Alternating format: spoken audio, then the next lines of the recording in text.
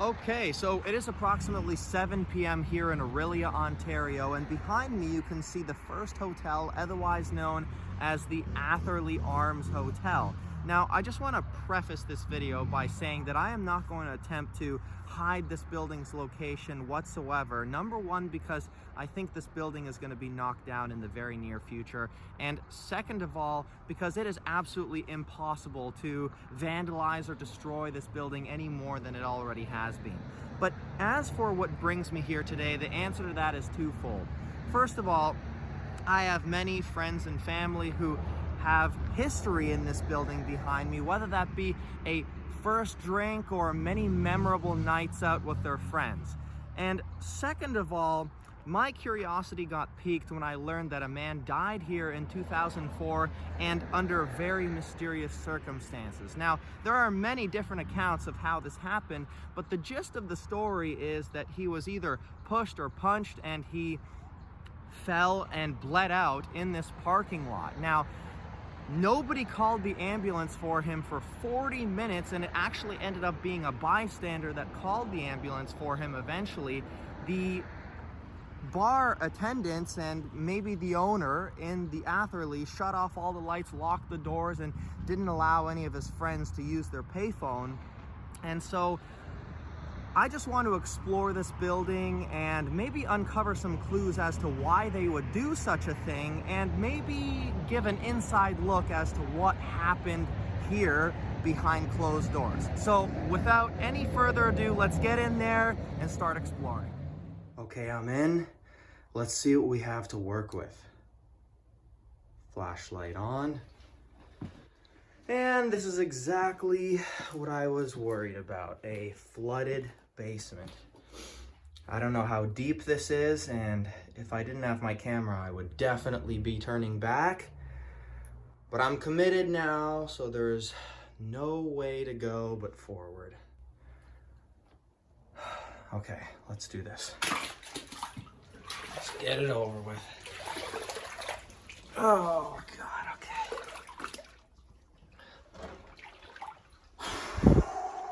Well, I am up to my waist in this completely flooded basement.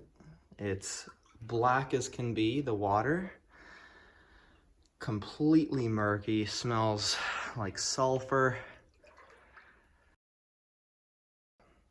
And this could collapse at any second. I'm trying to move quick here. I do not want to be down here longer than I have to. Oh, I'm tripping over stuff too. Oh, I can't even see because the water's so dark. Okay, quickly, let's get out of here.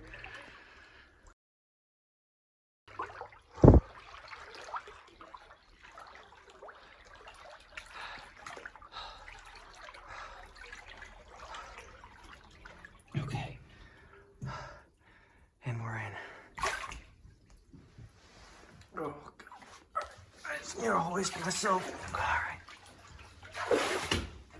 Okay. Oh, God, these stairs are creaking under me.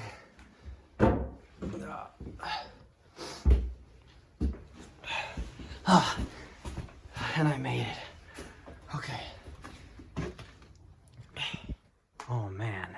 This room is so dark. It absorbs all of the light from the flashlight, even on maximum power. I'm just panning around here, and it doesn't exactly help that the room is painted completely black. Now we have some furniture here, and a bunch of magazines, and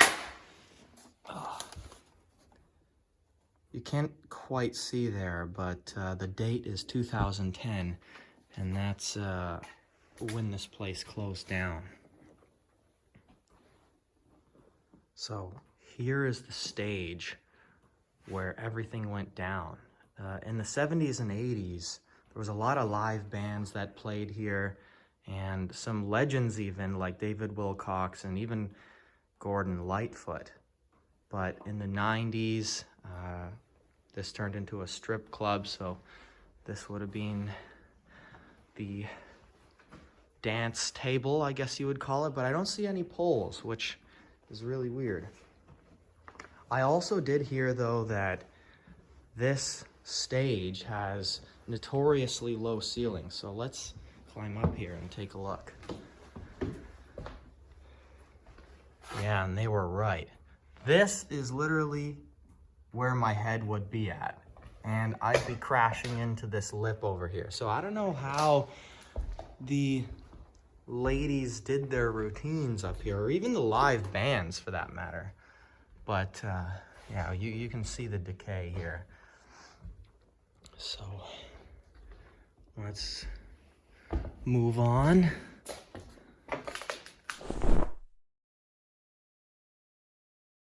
That's just an emergency exit.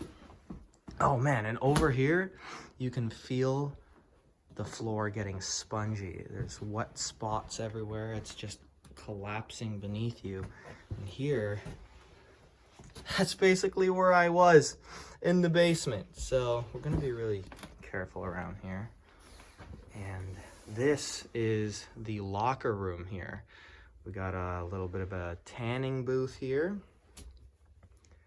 And some messages on the locker saying, please do not open, and Bella.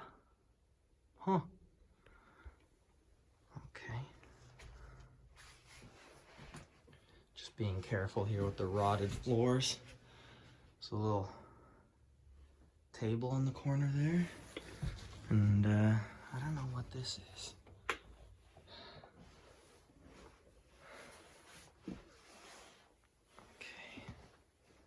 Oh, this probably was the private bathroom for the dancers. Got shattered mirrors over here and stalls that look like they are straight out of the 70s, or maybe even before. Look at that. I don't know what that is.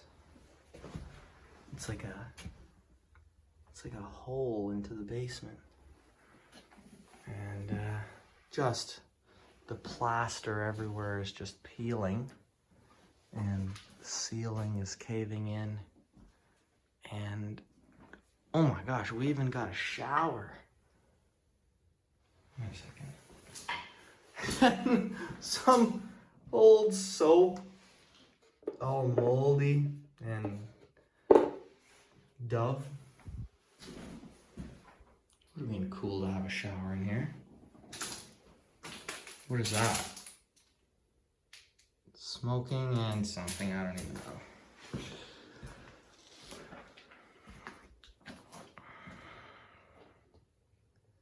Okay, let's move on.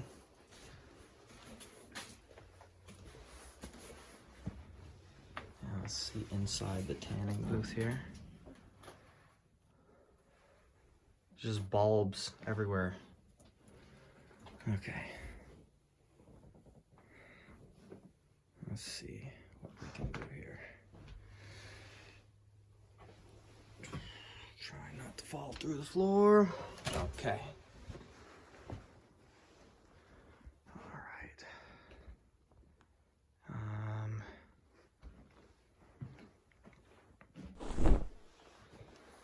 Going into the next room here, I think this is a dance floor, although I don't know. It's more or less insignificant.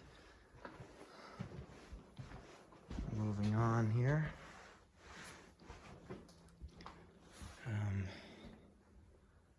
Just leftover equipment, I guess, from when this was open. We got Christmas lights and other little things, and we got 2 pool tables here and a little broken machine here. I don't know if it was a claw machine. I think it was.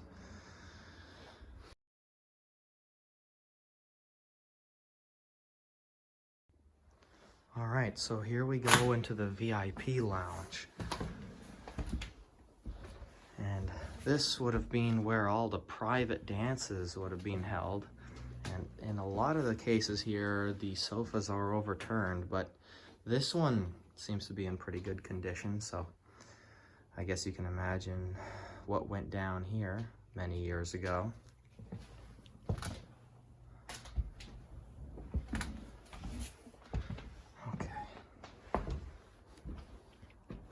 Not quite sure what this machine is.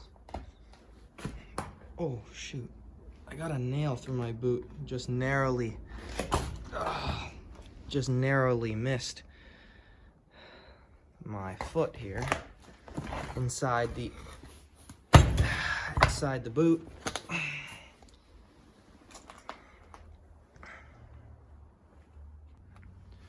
Okay, what's over here?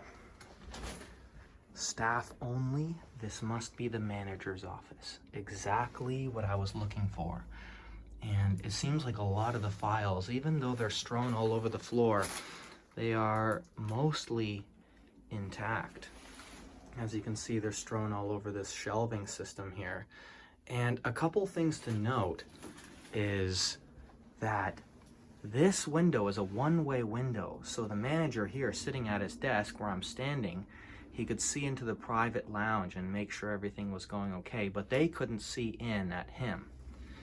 And so this file cabinet here used to have all the files, but it's strewn all over the desk now and rotted because the rain is coming in through the roof. And also, this calendar says 2005.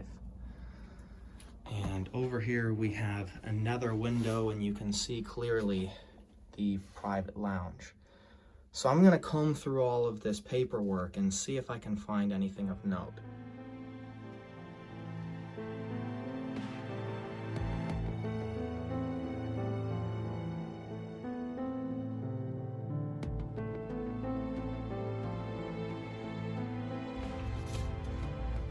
Okay, so I found a few things that I think are really significant.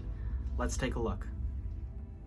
Okay, so I did find a few things of interest, starting off with the sheer number of resumes and cover letters strewn all over the floor, desk, and shelving units here, and they seem to be mostly from the time frame of 2005 to 2007. But most importantly, I found a lot of documents here that provides us a lot of insight on how the business was doing over a 2-year time frame from 2006 to 2008. So let's start with the good. And here's a 2006 letter of a vendor's permit, which isn't exactly a liquor license, but it's mostly just giving us an idea that they were doing things legally for the most part, at least in the year 2006 when they received this letter. Now also another good thing was that they received a letter from the Ontario Analytical Laboratory, basically just saying that their kitchen was all good to go. It had 0 coliform, E. coli, and background. But here's where things started to fall off the rails. So you have a letter from Union Gas here, basically just saying that they're shutting down the gas to this current address, and this is dated 2007. So very mysterious. It doesn't exactly say the reason that they, whether they canceled the service or whether they could not pay the bill. We don't know. But funnily enough, a year later in 2008, we have an invoice here from the beer store in Brampton with a subtotal of $7,370. So they were still clearly buying all these beverages to supposedly serve at the bar. But what makes things even more interesting is we have these papers here, and I'm not entirely sure what they are, whether they be a track record of all of their inventory or a balance sheet or whatever. But what's important is this summary section here. Now, this is just a couple weeks later after that beer store invoice, and as you can see, it's of March 2008, and it basically just shows how much product they were moving on a daily basis. Okay, so after reviewing the footage in more detail, I realized I totally misread the charts that I'm holding here in my hand, concluding that the business was doing poorly when that couldn't have been further from the truth. Based on the 9 days of March 2008 that we see here, the first hotel sold a daily average of 27 beers, 8 coolers, 31 non-alcoholic drinks, and 69 drinks of the liquor or spirit variety. Now, obviously, putting these kind of numbers on the board is ridiculous. Most bars in Toronto couldn't even dream of selling this much, especially on a daily basis. But when doing some research, I found out that over-serving was a huge reason why the first hotel continuously lost their liquor license over the years. And then everything started making sense.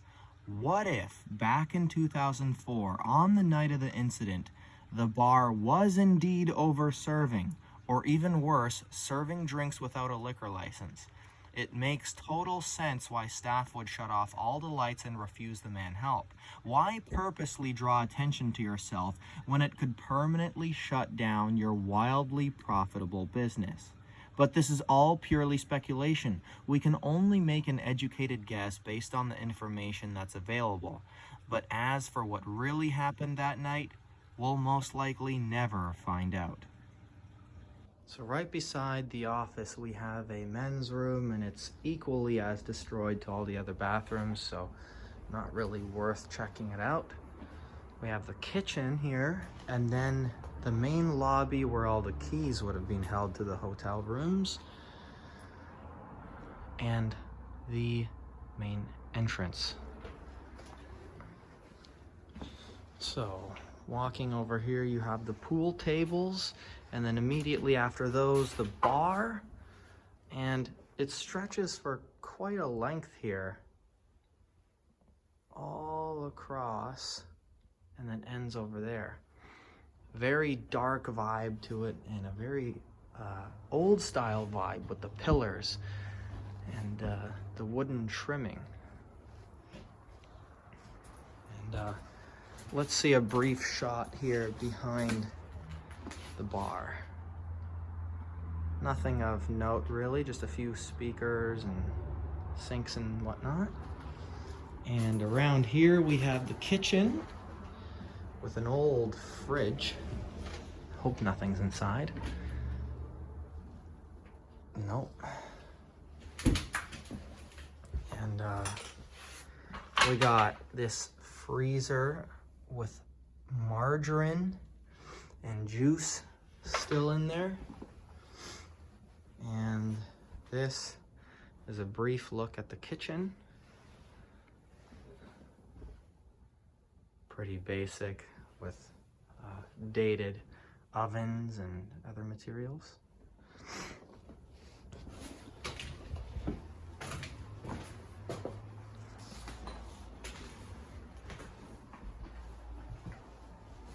And in here are just various rooms that are a little bit more private than the VIP lounge. And you have some clothes in this one, which is very strange.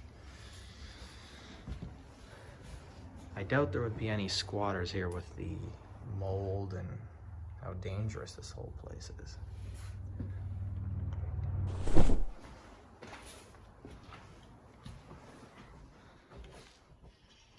This hallway just leads back to the kitchen.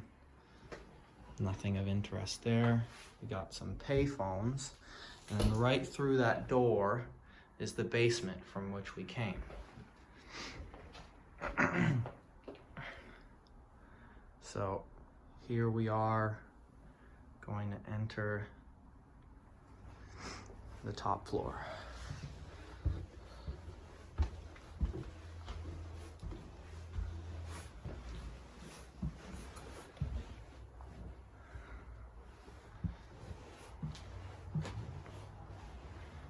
And as you can see here, the decay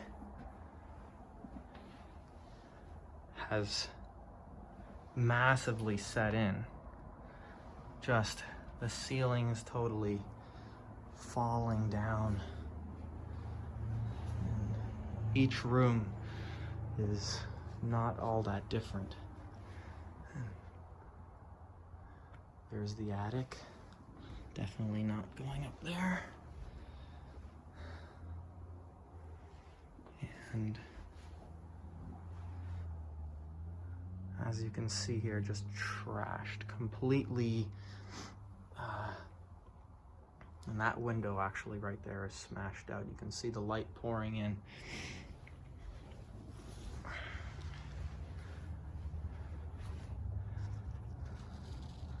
So interestingly enough, in the 90s when this became a stripper joint, all of these rooms were for the strippers that were coming in and out. They spent maybe 2 weeks here at a time, and then they would move on to another strip joint. Just to keep things interesting for the guests, always have a change of fresh dancers.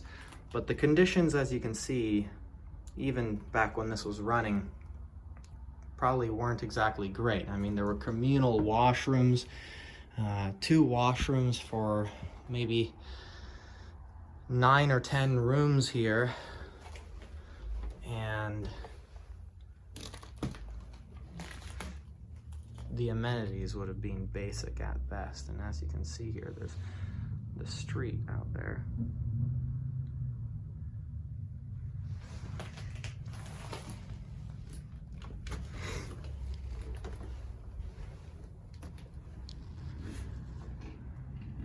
Some rooms are better than others, but not by much.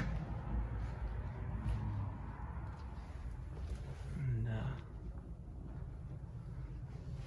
they all more or less look the same.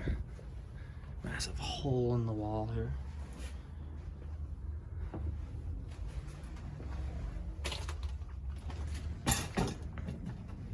Oh, and this is just the absolute worst in here.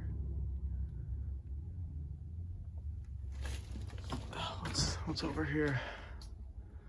More shelves. But this room over here is really the only one of note. So this would have been the room that the owner would have stayed at when he's in town. And as you can see, it's painted a different color, definitely not pink. And the special part about this room is, check this out. There is an ensuite bathroom. It's nothing luxurious, but it's an ensuite, not shared with everyone else at the very least. And across the street you have Tim Hortons there, and this window is very clearly smashed.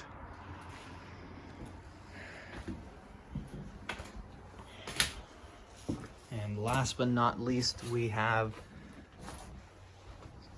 an office here, and I'm not sure who this would have been for, but oh, I'm falling through the floor here. Yeah, all the documents that were in here at one time just completely destroyed. As you can see, just a massive degree of rot.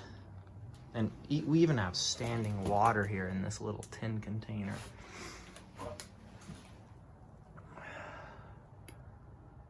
Just unreal.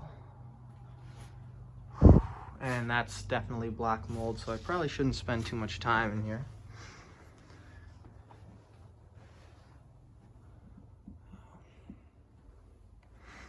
Here's a shot down the hallway here. All right, I finally made it outside, and I just wanted to give a big shout out to all those who tuned in today, and especially those who lasted all the way until the end. Please like if you enjoyed, and subscribe if you want to see future videos. I'll have some more coming out soon. All right, see you all next time.